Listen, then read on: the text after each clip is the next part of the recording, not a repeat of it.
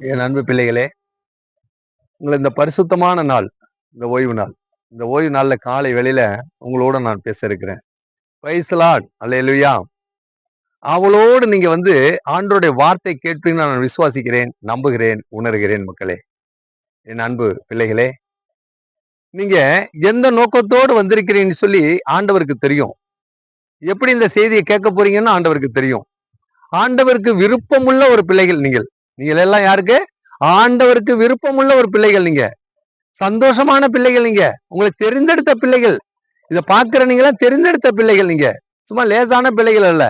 ஆண்டவரு தன்னுடைய பிள்ளைகளை அவர் தாயின் கற்பத்தில் உருவாறதுக்கு முன்னே பேர் சொல்லி அழைச்சாராம். அப்படியாப்பட்ட பிள்ளைகள் தான் நீங்க இங்க பாத்துக்கிட்டு இருக்க போற பிள்ளைகள். உங்களுக்கு எல்லாம் என்ன செய்வார் அவர் தேவைகள்?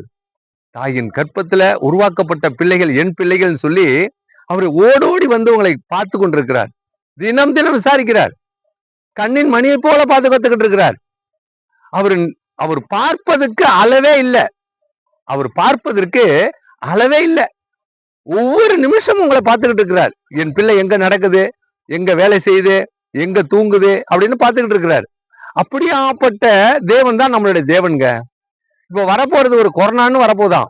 இந்த உலகத்துல ஒரு கொரோனா வரப்போதான். என்ன கொரோனா? உலகத்தை மனுஷனே அழிக்க போகிற ஒரு கொரோனா வருதான்.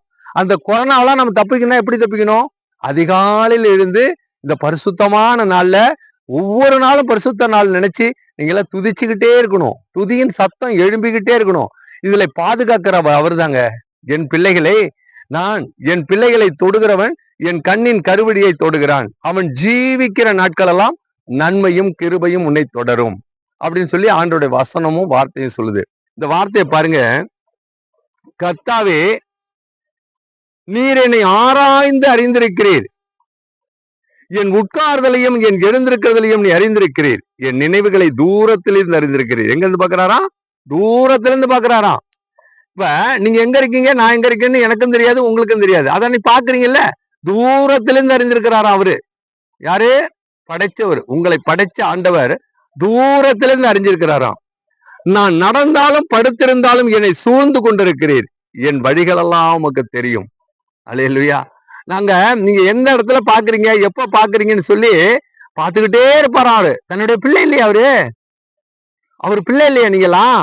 சந்தோஷமா பாத்துக்கிட்டே இருப்பாரு. எப்ப பார்த்தாலும் பாத்துக்கிட்டு இருப்பாராம். ஆண்டவர் கிருபை எப்பொழுதும் என்றைக்கும் உங்களோடு கூட இருக்கட்டும். இயேசுவின் நாமத்தில் ஜெபிக்கிறேன் பிதாவே. ஆமென்.